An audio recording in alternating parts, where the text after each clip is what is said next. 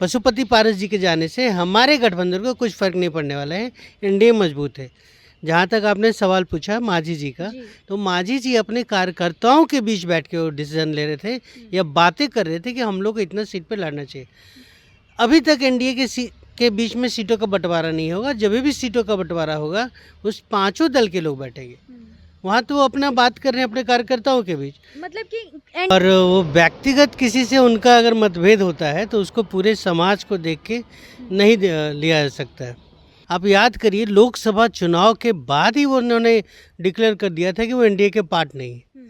तो फिर एनडीए के पार्ट नहीं है, उनको राजनीति करना है, कहीं ना कहीं से चुनाव लड़ेंगे। लेकिन औपचारिक रूप अब तो ज्वाइन कर लिया, एक तरह से कहिए लालू जी के साथ मिल रहे हैं। एक तरह से कही, एक तरह से कोई बात नहीं, अभी नहीं किए, बाद में करेंगे उससे। नमस्कार, आप देखना शुरू कर चुके हैं खबरीलाल लाइव और मैं हूँ आपके साथ निधि सिंह। देखिए, एक्स एमएलसी रामेश्वर महतो, उनका एक बयान आया था कई दिनों पहले कि जेडीयू में कई लोगों को यानी कुशवाहा समाज को सम्मान नहीं मिलता है, उन पे उन्हों अच्छे से सम्मान नहीं मिलता। कई तरह के लोग हैं जो पर्सनल अपने स्वार्थ के लिए काम निकालने के लिए बस काम करते हैं, लेकिन कुशवाहा समाज को ऊपर नहीं उठाया जाता। इस मुद्दे पे बातचीत करेंगे। अभी हम आरएलएम कार्यालय में मौजूद है, यहाँ प्रवक्ता हैं हेमंत कुशवाहा जी। हेमंत कुशवाहा जी, कैसे देखते हैं इस बयान को लेकर? कल आपके पार्टी को ज्वाइन कर रहे हैं रामेश्वर महतो जी।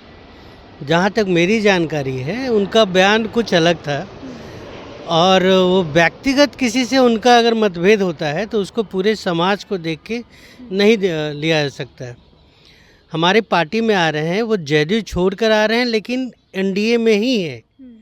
हम लोग सब एनडीए के पार्ट ही हैं, तो ऐसा कुछ नहीं है कि वो जेडीयू से नाराज है, नाखुश है या वहाँ इज्जत नहीं मिल रहा था। वहाँ थे, लेकिन वहाँ छोड़ने की क्या वजह हो सकती है? राजनीति में देखिए, हर एक लोग जो है अपने चुनाव आने के पहले अपना सेफ सीट देखते हैं, अपना सेफ जोन देखते हैं। तो जेडीयू में सेफ जोन नहीं था उनका? हो सकता है उनके नज़र में उनको लगा होगा कि यहाँ पे आएंगे तो हम ज़्यादा सुरक्षित रहेंगे। पिछले चुनाव में हमारे प्रदेश अध्यक्ष की वाइफ को वहाँ से लड़े थे। तो ये सब होते रहता है गठबंधन के दौर में। आपस में ही हम लोग हैं, कहीं बाहर नहीं गए। उनको लगा कि नहीं, हम अगर उपेंद्र कुशवाहा जी के साथ आते तो हो सकता है हम लोग मिलके अच्छे से और मजबूत करें एनडीए को, और इसी वजह से वो आ रहे हैं।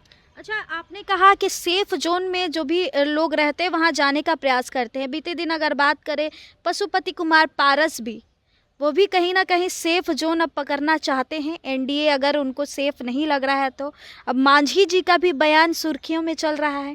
क्या लगता है कि एनडीए अनसेफ जोन है? कई सारे लोग वहाँ से निकल रहे हैं। देखिए, सेफ जोन का आपने गलत व्याख्या कर दिया। सेफ जोन मतलब सबको अपना अपना लगता है कि इस गठबंधन से हमको यहाँ से सीट मेरा मिल जाएगा, ऐसे चांस रहता है। लेकिन है गठबंधन में। दूसरा, आप जो बताएं कि पशुपति पारस जी, आप याद करिए लोकसभा चुनाव के बाद ही वो उन्होंने डिक्लेयर कर दिया था कि वो एनडीए के पार्ट नहीं है।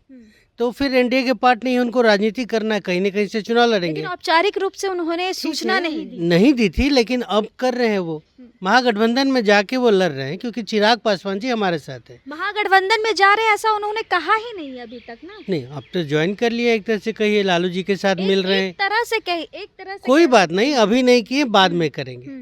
उससे किसी को फर्क नहीं पड़ रहा, ना एनडीए को फर्क पड़ रहा है। क्योंकि जो कहा जाता है पासवानों के बड़े नेता चिराग पासवान जी रामविलास पासवान जी के उत्तराधिकारी हैं, और वो हमारे गठबंधन में। तो उसका इनसे पशुपति पारस जी के जाने से हमारे गठबंधन को कुछ फर्क नहीं पड़ने वाला है। एनडीए मजबूत है। जहाँ तक आपने सवाल पूछा मांझी जी का, तो मांझी जी अपने कार्यकर्ताओं के बीच बैठ के वो डिसीजन ले रहे थे या बातें कर रहे थे कि हम लोग को इतना सीट पे लड़ना चाहिए। अभी तक एनडीए के बीच में सीटों का बंटवारा नहीं होगा। जब भी सीटों का बंटवारा होगा उस पांचों दल के लोग बैठेंगे वहाँ, तो वो अपना बात कर रहे हैं अपने कार्यकर्ताओं के बीच। मतलब कि एनडीए से नाराज नहीं है मांझी जी? एनडीए से नाराज रहते तो उनके जो प्रदेश अध्यक्ष हैं, एनडीए के पांचों प्रदेश अध्यक्ष के बैठक में या सम्मेलन में नहीं उपस्थित रहते। वो हैं और खुलकर सपोर्ट कर रहे हैं एनडीए का। अच्छा, वो यू टर्न लेने का कहीं ना कहीं काम किया है जब से वो बोले कि झारखंड में भी उनको सीट नहीं दिया गया, दिल्ली में नहीं दिया गया, और मतलब बिहार में अगर नहीं होगी तो बिहार में वो बता देने का काम करेंगे। ये वाली जो बयान से फिर वो यू टर्न लिए, तो कहीं ना कहीं क्या लगता है? यू टर्न का मुझे नहीं लगा ऐसा कुछ। वो देखिए, कार्यकर्ताओं के बीच में हमारे कार्यकर्ता हैं, हम लोग भी चाहते हैं कि हमारी पार्टी बहुत जगह चुनाव लड़े, हमारी पार्टी नेशनल लेवल की पार्टी बने। लेकिन जैसे ही आप गठबंधन में आते हैं तो गठबंधन धर्म के अंतर्गत जितने सीटें मिली या जितनी आपकी हिस्सेदारी मिली उतना में संतुष्ट करना पड़ता है और बाकी दलों में बाकी जगहों पे साथ देना पड़ता है। जैसे हम बिहार में 243 पे लड़ रहे हैं, उनकी मंशा क्या थी बोलने की या उन्होंने क्या मीडिया उसको क्या लेके बात कर रहा है। मांझी जी ने तो कभी नहीं बोला एनडीए के सामने या एनडीए के बैठक में कि हमको इतना ही सीट लेना है। ठीक है, अपने कार्यकर्ताओं के बीच वो अपने कार्यकर्ताओं को बूस्टअप कर रहे थे। अच्छा, आपकी भी पार्टी कहीं ना कहीं उम्मीद लगाई थी कि झारखंड में या फिर दिल्ली में आप लोगों को सीट मिले, आपने ऐसा कभी उम्मीद लगाया? ये हम लोगों ने उनसे डिमांड नहीं किया, लेकिन हम अपने इंटरनल सर से बात करते रहते हैं कि सर हम लोग को यहाँ लड़ना चाहिए।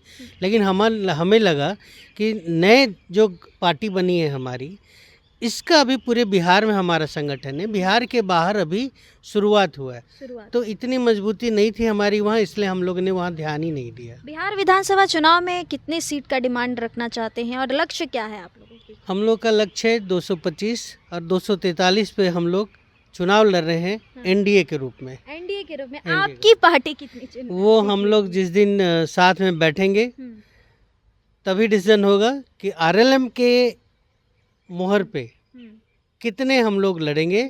फिलहाल हम लोग 243 पे लड़ रहे हैं।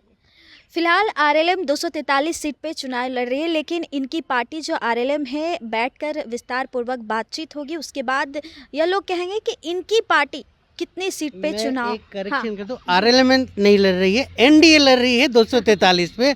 आपके बयान से गलत मैसेज जाएगा। चलिए तो इसको एनडीए जो चुनाव लड़ रही है पूरे 243 सीट पर और आरएलएम पार्टी है उन्हीं के साथ में है। लेकिन इस रिपोर्ट के माध्यम से दोस्तों आप क्या कहेंगे कमेंट में ज़रूर बताइएगा। बहुत बहुत धन्यवाद।